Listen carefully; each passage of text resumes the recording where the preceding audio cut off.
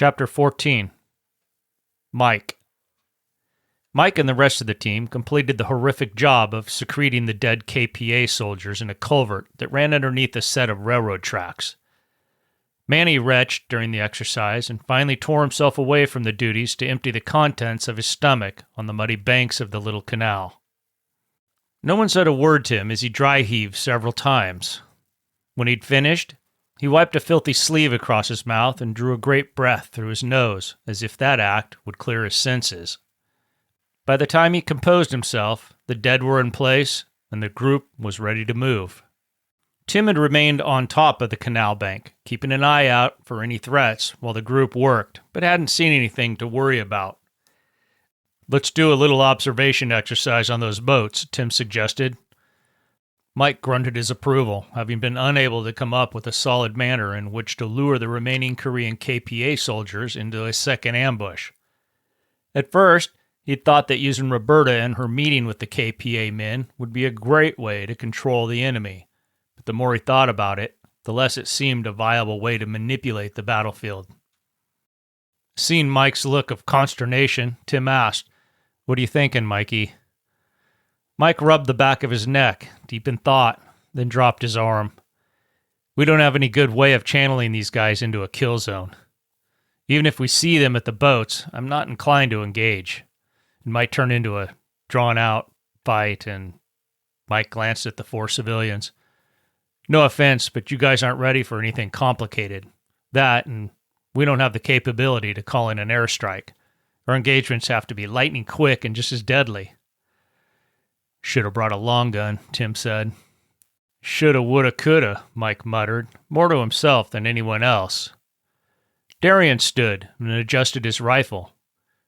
"You guys want to kill these dudes, right?" "That's a plan," Mike said, giving the usually quiet half-Persian Bayat brother a sidelong glance.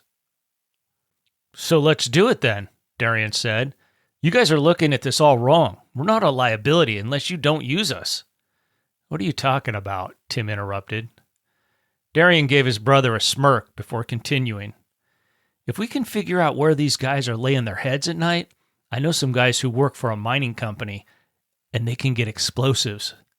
We can bring the building down on them." Mike scratched the side of his nose, staring at Darian before slowly wagging a finger at him. "I'm going to have to keep an eye on this one," he chuckled. "But I have a different idea. Tim and I have real explosives, with the means to control when they blow. I do like your idea, Darian, and we're going to pursue it, but first, let's move away from these railroad tracks." Manny snorted, his hands still on his knees supporting him as he bent at the waist. He gave Alex a "did you hear that?" look, but his partner ignored him and gathered his own gear to move out. He wasn't about to condemn the brothers over having a pre-event connection that could now assist them, especially in front of Mike, who'd already made it clear the four civilians were on probation.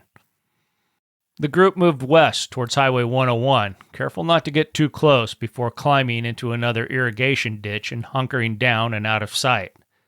While Tim lay on the ditch's berm, keeping watch toward the disabled boats, Mike gave a short but detailed class on how to work a building from the exterior.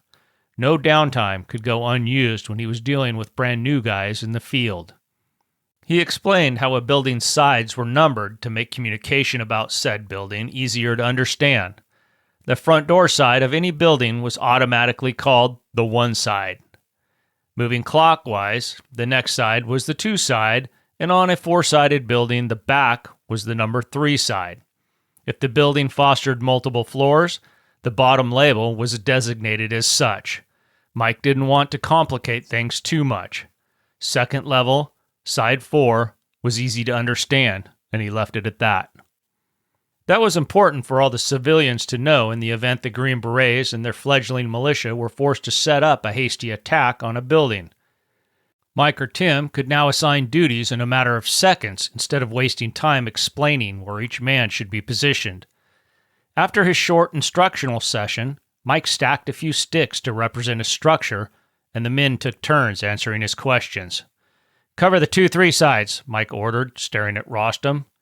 Using a stick of his own, Rostam pointed at the 2-3 corner and explained how he could cover 2 sides at the same time therefore utilizing only 2 men to lock down a 4-sided structure. The tactic was anemic, but effective when lacking personnel, and they were definitely deficient in the bodies department.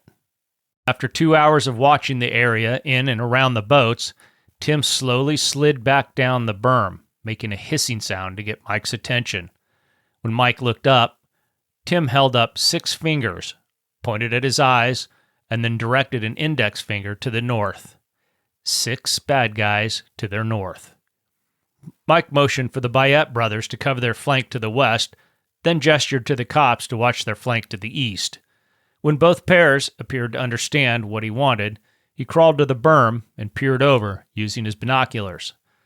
6 men, clad in the same tactical gear as the KPA boatmen they'd ambushed earlier, walked along the tracks. "They must have missed a check-in," Tim whispered, though the men were more than 400 yards out. Mike didn't reply. Instead, he studied the men, how they moved, their equipment, and the manner in which they handled their weapons, trying to gauge his competition. There was no good way to reach the boats other than the tracks or the canals, so he didn't fault the men too much for using the tracks. At least if they came under fire, they could drop off one side and use the raised railway as cover and concealment. Mike watched the 6 KPA soldiers as they reached the ambush site. There didn't appear to be panic in the man's gestures or other body language.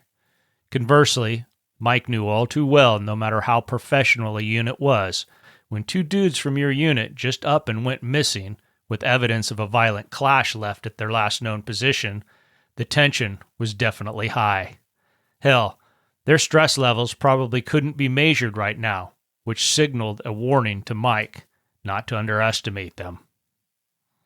While Mike lay prone on the berm, Rostam crawled up next to him.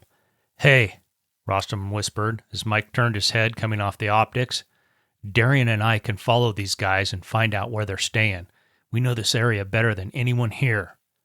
Mike stared at the Bayet brother, wondering if he actually realized what he'd be getting them into.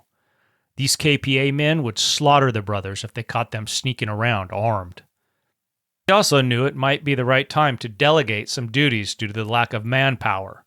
He didn't like doing it, especially with a couple of civilian kids in their early 20s, but they were the most familiar with the current battlefield geography. "Okay, when they move out, you 2 fall in on their trail. But no, they're professional soldiers. They'll be on the lookout for tails. If you lose sight of them, don't go rushing to catch up. They may drop a couple guys in an ambush site just to see if they're being followed. If you break contact with these guys, slow down and look for an ambush." The Bayet brothers stared back, wide-eyed, as he explained some of the ways the Koreans might kill them. But then Darian gave Mike a disapproving look and shrugged. "We ain't following them. We'll parallel these dudes. If we lose sight of them and then there's only 3, we'll know what they're doing, but it won't matter because we won't be dogging their trail." Mike nodded. "Do what you have to, fellows, but don't engage these guys unless you have no choice." Neither brother spoke as they began thinking about the biggest stalk of their lives. Both had spent so much time hunting and fishing in Marin and Sonoma counties, they essentially knew all the waterways, trails, valleys, and streams for miles around. Darian's plan was to watch the direction the Koreans left in, and by knowing the enemy's direction of travel, the brothers would know where the KPA men's route would lead them. That allowed the brothers to leap ahead and wait for the men to pass, at which time they'd repeat the process. "Listen," Mike added, "we'll be back at the warehouse. When you've either lost them or figured out where they're laying their heads for the night, come get us." Rostam nodded his understanding and slithered back to his post, covering the team's flanks. Mike caught Tim staring at him with a raised brow, as if making sure he knew what he was doing. In reality, he had no idea what he was doing. In the past, he'd been forced to overcome certain obstacles, but they were always the usual and expected barriers of wartime operations. It was drastically different with the battle being fought on U.S. soil and being waged by U.S. civilians who were looking to Mike for leadership. Guidance was no substitute for training, no matter the subject, yet that was exactly what he was doing in his efforts to disrupt the foreign invaders. He was issuing 30-second guidance seminars on subject matter that normally took months of training to perfect. The Green Berets watched as the KPA soldiers finished whatever they were doing in and around the disabled boats and began a single-file movement out of the area, back toward the railroad tracks. Mike got Rostam's attention and made a two-finger walking gesture to let him know the men were on the move and the two brothers were up. Bayat boys already knew where they were headed and wasted no time slipping back into the canal and wading away from the KPA soldiers. When they reached the drainage ditch bordering Petaluma Boulevard, they weasel-walked in a crouch, heading north in a parallel direction to the railroad tracks, 600 or 700 yards off to the right of their quarry. 3 times, the brothers caught long-range glimpses of the Korean men far off to the east. Rostam pushed hard, with Darien bringing up the rear as they headed toward where the slough and the Highway 101 intersected. The brothers reached the Highway 101 overpass that spanned the slough and scaled the chain-link fence barrier, accessing the massive roadway. Keeping their heads below the top of the guardrail, they scrambled up the overpass, not stopping until they'd reached the top of the span's arch.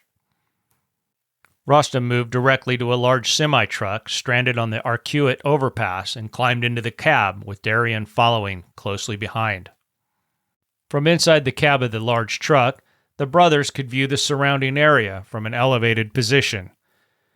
Darien located a folded sunshade and propped it up in the dash, effectively screening the sunlight from streaming into the cab and backlighting them. While Darien positioned it, Rostam rummaged about in the semi-sleeper compartment and came out with a blanket. He hung the blanket over the driver's side door frame, which faced west, so the only opening in the cab, not blocked by some type of material, was a passenger side window that faced the incoming Korean forces. The brothers had spent enough time in ground blinds hunting everything from deer, pigs, and turkeys to know they'd effectively be invisible if they remained back away from the window facing the enemy. To any KPA man looking up at the overpass, the semi-truck's cab would appear darkened and void of any threats. An hour later, the Koreans came into view, traveling along Petaluma Boulevard just like the brothers had done, but they were still about 700 yards south of the brothers' position. Rostam thought the Koreans were staying somewhere near the slough or on the edge of town at the very least. Like hunted animals, the North Koreans would want to set up a base camp near the slough in order to effect a hasty evacuation in the event their mission went to hell. The brothers hardly breathed as the Koreans moved closer and closer, their movement both tactical and deadly, leaping past one another, covering fields of fire, and always on the alert, eyes darting about in search of targets. The sight unnerved the brothers somewhat as the gravity of their situation sank in. Those men wouldn't hesitate to kill them if they thought the Bayat boys were a threat, and that fun fact frightened them both. They'd always been the hunters, except for the cat and mouse with local law enforcement. The stark difference between those encounters and a possible confrontation with the KPA soldiers was the Koreans weren't in the business of jailing folks. The KPA soldiers' movements changed in tempo as they neared a public storage facility, and it soon became clear the storage facility was their headquarters. Other men inside the facility came to the gate and met the incoming soldiers, allowing them access before glancing up and down the street as if expecting trouble, their movements furtive while exuding great suspicion. The storage facility was perfect for the Koreans. Built in a 4-sided square, the structure's only point of access was a break on what the brothers now knew to be the number 1 side of the business. The gate the men slid shut behind the soldiers was at least 6 feet in height and appeared to be constructed of square metal tubing painted or powder-coated black. The entrance to the office was located outside the gate on the northern end of the structure. Half of the office stood outside the tall metal barrier, while the back half of the office lay behind the business's perimeter. The footprint of the structure was designed with security in mind, but the office needed to be accessible to potential new customers off of the street. "Let's get back to the warehouse and tell Mike about this place," Rostam said quietly. "You go. I'll stay and make sure they don't pick up and move somewhere else." Rostam thought about it for a moment, then shook his head. Nope, not a good idea. We stay together. Rostam gathered his rifle and opened the driver's side door, careful to make as little noise as possible. When he dropped to the ground, he turned back to his brother, who still seemed on the fence about whether to stay or go. Darian finally nodded and jumped down after him. They lingered for a second longer and then turned and ran to the south, staying hunched over. When the overpass ended, they cut to the west, leaving the pavement to slide down a steep embankment next to a large apartment complex built into the hillside. At the bottom of the hill, they took Petaluma Boulevard, heading back into town to meet up with everyone at the warehouse. As the Bayettes walked, they realized they could run into more Koreans who might want to either kill them or detain them if they saw their weapons. Not missing a step, Rostam removed his rifle sling from around his shoulders and pulled his day pack around to his front. While his brother kept watch, he pushed both retaining pins on the lower receiver, separated the upper from the lower, and placed the two much shorter pieces into his pack. Darian followed suit. Now, they were just another two brothers walking around looking for food or whatever. The streets were nearly empty, but whenever they did see anyone, the others seemed intent on avoiding contact, which was fine by them.